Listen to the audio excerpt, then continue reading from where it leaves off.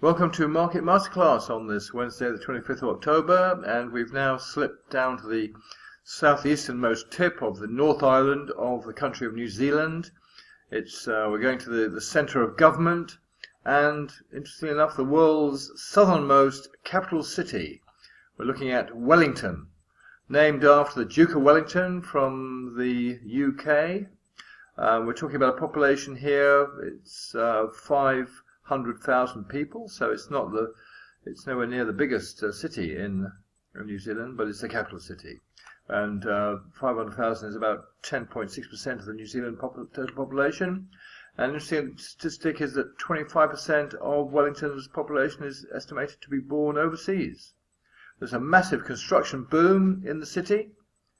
It's got the highest of all GDP per capita than all other major cities in New Zealand. Unemployment's fairly high, 5.7%. 50% plus people are medium to high skilled workers. We're talking about a country where exports of dairy products, meat, wool, wood products, fish and machinery are critical. Australia takes 21% of exports from New Zealand.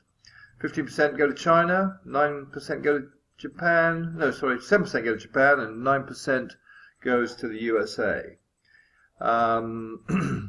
The exports total for the country is $61.72 billion. The total imports, $59 billion dollars. So it's a cultural capital and the third most populated city in the country. Tourism is on a boom, and tourism expenditure is something like $2.7 billion a year. The coastline here is 8,000 kilometers in the Wellington area. And there's a lot of beautiful parks in the area. In terms of the population breakdown, they estimate that 77% of the Wellington's population is European, 13% is Maori, 8% is other Pacific Islanders, 10.5% is Asian, 1.5% for the Middle East, Latin America and Africa combined, and 1.8% of other people. Deutsche Bank named Wellington the city with the best quality of life of 48 cities globally. So there's an interesting statistic.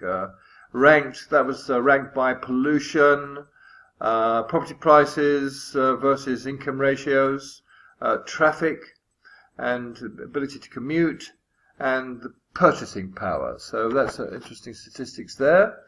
It's a massive park area. A lot of people do cycling. There's 102 playgrounds and parks in the city. Regional parks are laid out for walking, cycling, horse riding.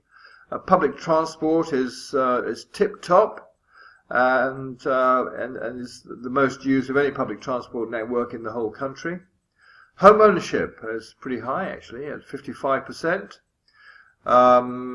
It's got, in terms of education, it's got 3 universities, 3 institutions of technology, and many private training centres. So, an interesting capital city, doing fairly well, and